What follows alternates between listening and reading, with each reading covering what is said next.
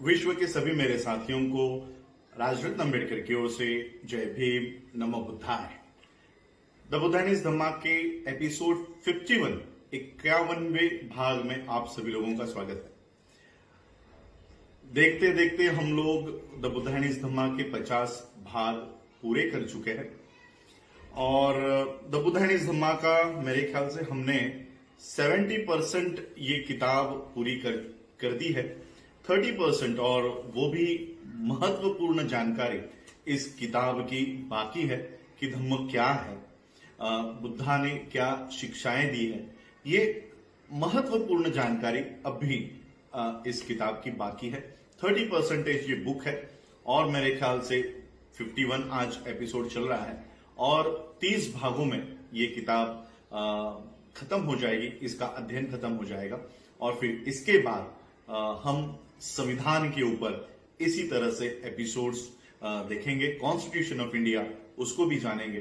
तो चलते हैं आज के एपिसोड की ओर। 50 भाग हमने पूरे कर लिए हैं।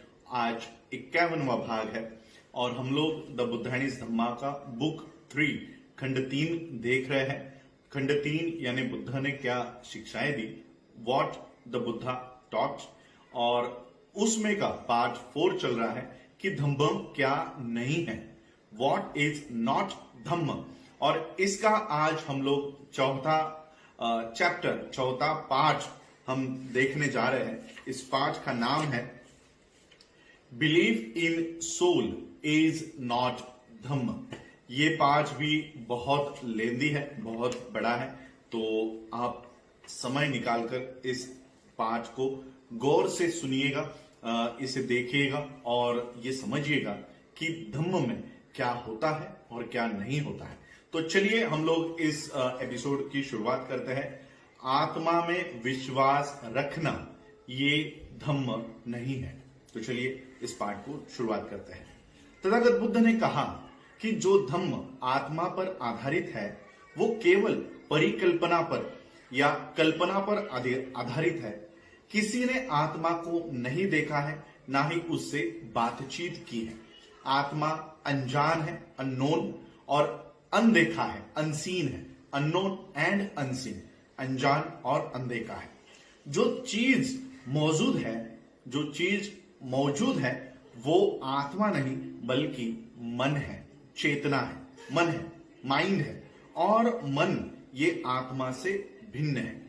आत्मा में विश्वास रखने से कोई लाभ उत्पन्न नहीं होता, इससे कोई फायदा नहीं है, इसका कोई लाभ नहीं है, और इसीलिए ऐसा धर्म जो आत्मा पर आधारित हो वो अपनाने योग्य नहीं है।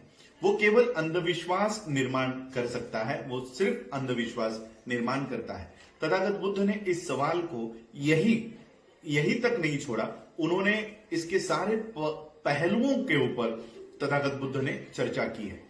आत्मा के अस्तित्व पर विश्वास रखना ये भगवान के अस्तित्व पर विश्वास रखने जैसा ही ये भगवान के अस्तित्व पर विश्वास रखने जैसी ही ये आम बात थी।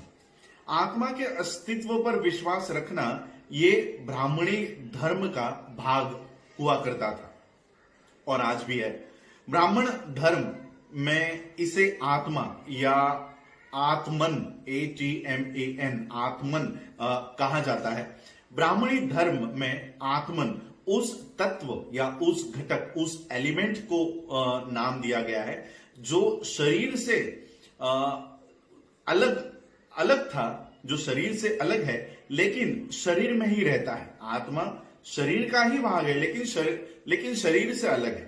हमारे जन्म लेने से उसी वक्त से ये हमारे शरीर में हमेशा निरंतर बना रहता है। आत्मा में विश्वास से जुड़ी दूसरी मान्यता भी शामिल थी।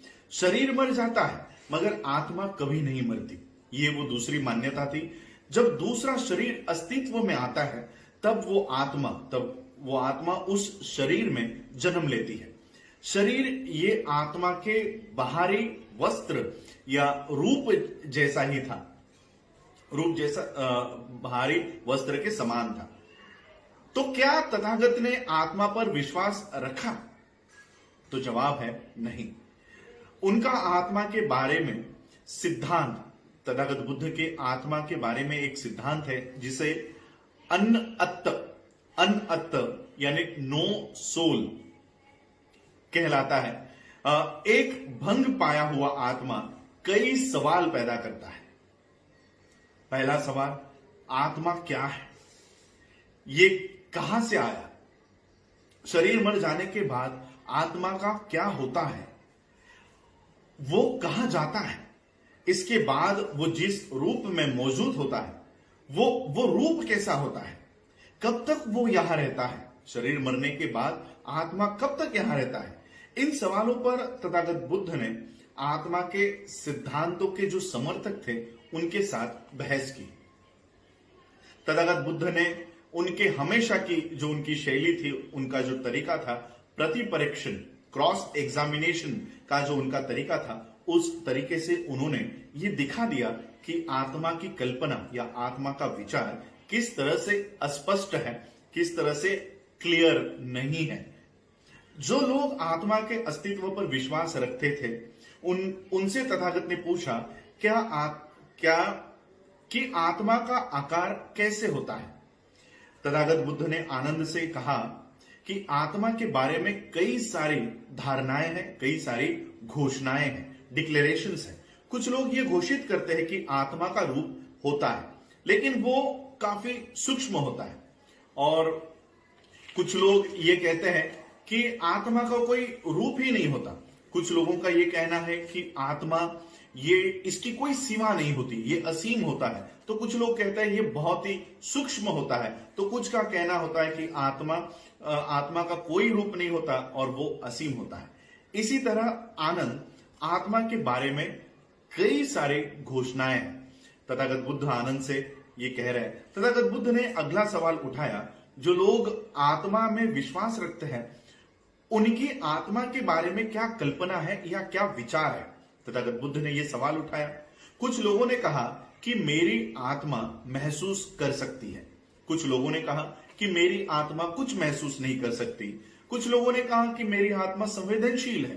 कुछ लोगों ने कहा कि मेरी जो आत्मा है ये ऐसे रूप में आत्मा की अलग अलग लोगों ने कल्पना की, अलग अलग लोगों के विचार थे। जो लोग आत्मा में विश्वास रखते थे, तथागत ने उनसे पूछा, शरीर के मर जाने के बाद आत्मा की अवस्था या आत्मा की परिस्थिति, कंडीशन, ये कैसे होती है?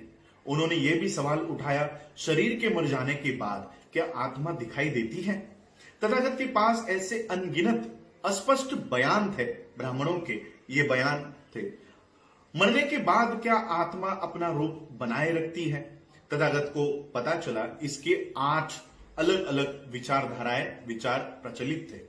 क्या शरीर के साथ आत्मा भी मर जाती है? इस प्रश्न पर, इस सिद्धांत पर अनगिनत परिकल्पनाएं, अनगिनत संकल्पनाएं मौजूद थी। तथागत बुद्ध ने यह भी सवाल उठाया, क्या मरने के बाद आत्मा खुश रहती है या दुखी हो जाती है? क्या आत्मा शरीर के मरने के बाद सुखी रहती है? क्या इस सवाल पर भी ब्राह्मणों और ऋषियों में अलग अलग मत थे, भिन्न भिन्न मत उनके थे।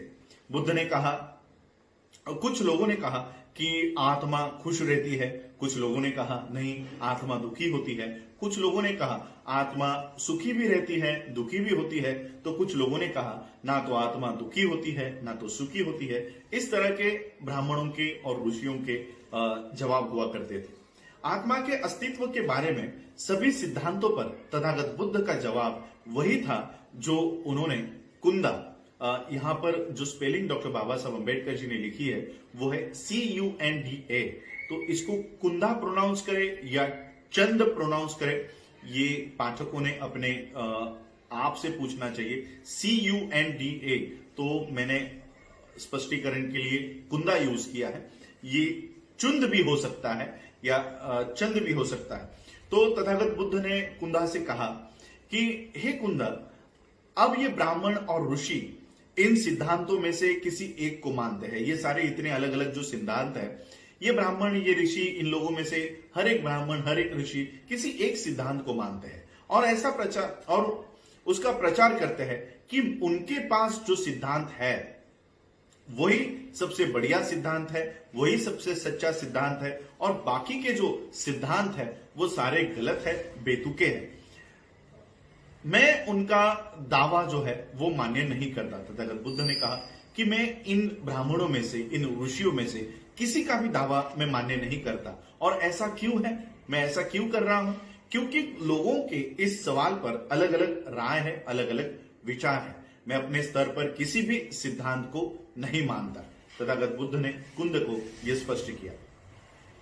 अब सबसे महत्वपूर्ण सवाल यह पैदा होता है कि आत्मा के अस्तित्व के विरोध में तथागत बुद्ध का क्या तर्क था, तथागत बुद्ध की क्या आर्गुमेंट्स थे। तथागत बुद्ध ने आत्मा के अस्तित्व का अस्वीकार करने में वही तर्क दिए जो उन्होंने भगवान के अस्तित्व को अस्वीकार करने में या अस्वीकार करने के पक्ष में दिए थे।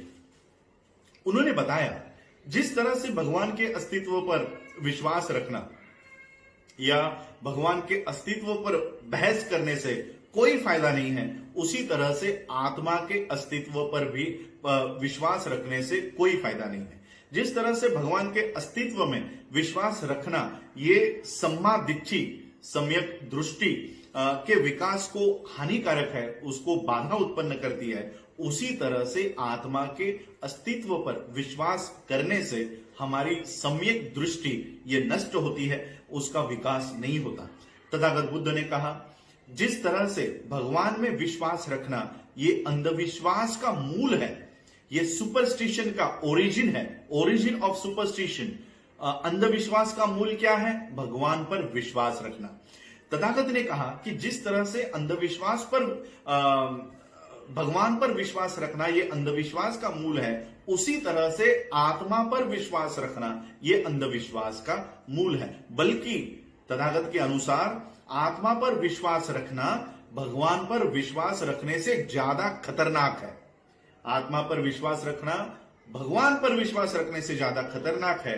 ये ना ही केवल पुरोहित शाही को जन्म देता है, पुरोहित शाही यानी पुजारियों के जरूरतों की, ब्राह्मणों को, ना ही ये सिर्फ पुजारियों को जन्म देता है, बल्कि ये पुजारी या पुरोहितों को किसी भी इंसान के जन्म से लेकर मरने तक उसके पूरे जीवन पर नियंत्रण लाने का अधिकार, नियंत्रण करने का अधिकार ये ब्राह्मणों को, पुरोहितों को, पुजारियों को दे देता है। यानी आत्मा में विश्वास ये भगवान पर विश्वास रखने से भी ज्यादा खतरनाक है, क्योंकि ये ब्राह्मणों को, पुरोहितों को, पुजारियों को जन्म देता है।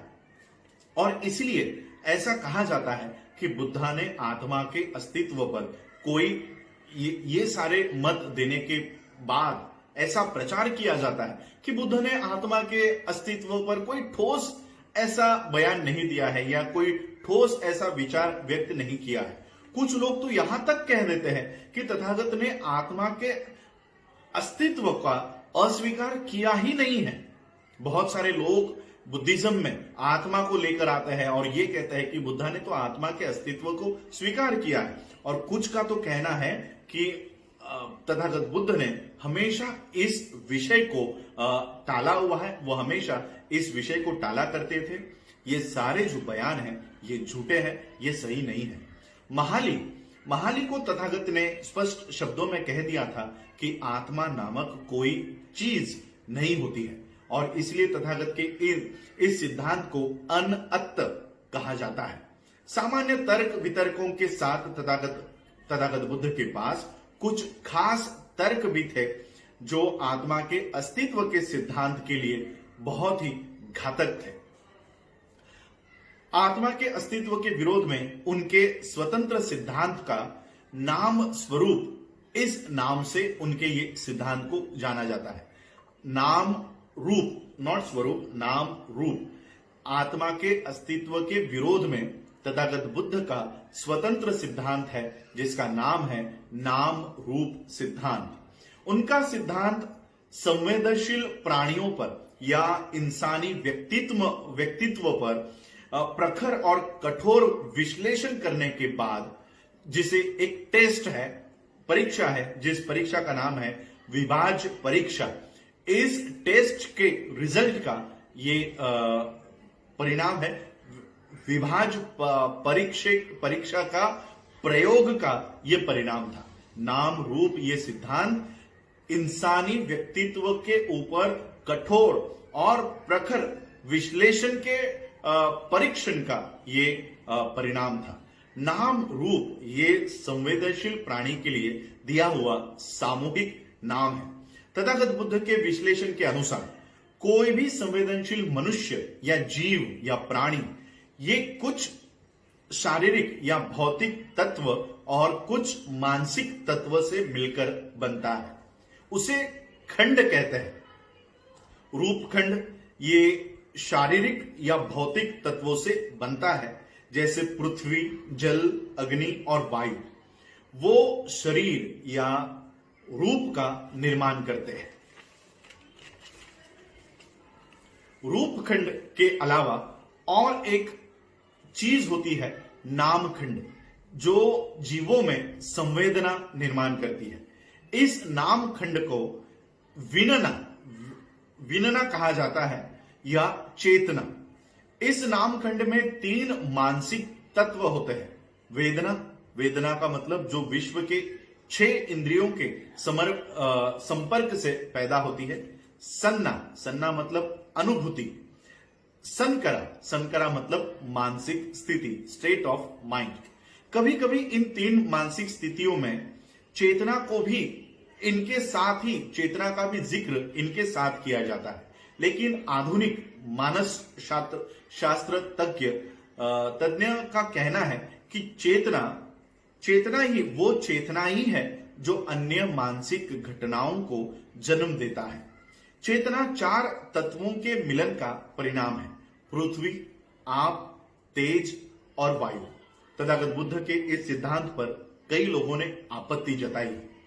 जिन लोगों ने आपत्ति जताई थी उनका कहना था चेतना का निर्माण कैसे होता है। यह सच है कि चेतना किसी भी इंसान के जन्म के साथ ही पैदा होती है और उसकी मौत के साथ ही वो मर जाती है।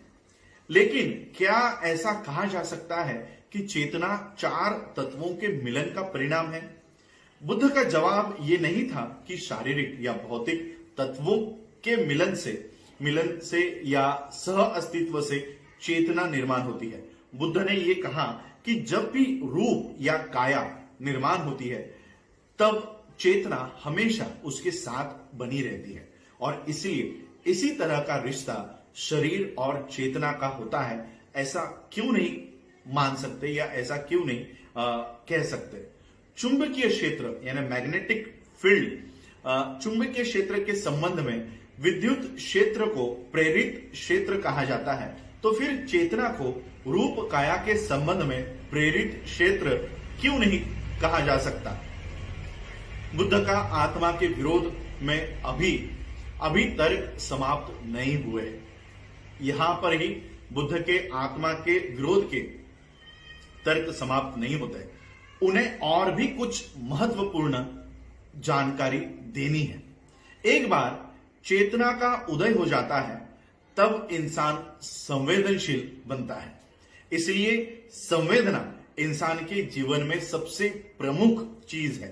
संवेदना ये ज्ञान संबंधी हो सकती है, भावनात्मक हो सकती है और इच्छा शक्ति के रूप में हो सकती है। संवेदना तब ज्ञान संबंधी होती है जब वो जानकारी देती है, ज्ञान देती है। जानकारी चाहे वो सराहनीय हो या आशंका पैदा करने वाली हो, चाहे वो आंतरिक वस्तु स्थिति को बताने वाली हो या बाहरी वस्तुओं या घटनाओं को जाहिर करने वाली हो। ये इस तरह की जानकारी, संवेदना तब भावनिक होती है या भावुक होती है या इमोशनल होती है तब जब वो कुछ चेतना संबंधी स्थिति में होती है। सुखद या दुखद स्वर जिसकी विशेषता है, और जब भावुक संवेदना भावनाओं का निर्माण करती है तब भावनिक संवेदना निर्माण होती है। संवेदना जब इच्छा शक्ति के स्थिति में होती है तब इंसानों को ध्येय प्राप्ति के लिए उत्तेजित करती है। इच्छा शक्ति संवेदना जिसे हम इच्छा या चाहत या सक्रियता या हलचल निर्माण करना भी ये इच्छा शक्ति की संवेदना निर्माण करती है। इससे ये साबित या स्पष्ट हो जाता है कि संवेदनशील जीवों के सभी कार्य, सभी काम ये चेतना द्वारा और चेतना के परिणाम से ही किया जाता है। इस विश्लेषण के बाद तथागत बुद्ध ने पूछा, अब मुझे बताओ ऐसे कौन से कार्य आत्मा के लिए पूरा करने के लिए छूट गए हैं, ऐसे कौन से काम बाकी रह गए हैं जो आत्मा पूरा कर सकती है। जो भी कार्य आत्मा को करने के लिए सौंपे गए थे वो तो चेतना ने कर दिए हैं। बिना किसी काम या कार्य की आत्मा ये मूर्खता है। और इस तरह बुद्ध ने आत्मा के अस्तित्व का अस्वीकार कर दिया, खंडन कर दिया, और इसलिए आत्मा का अस्तित्व ये धम्म का भाग नहीं हो सकता। ये था आज का ये chapter, believe in soul is not Dhamma. आत्मा पर विश्वास रखना ये धम्म का भाग नहीं है। आज आप लोगों ने मुझे सुना, उसके लिए आप सभी लोगों का आभार, धन्यवाद। जय भीम, जय भारत, जय बुद्ध।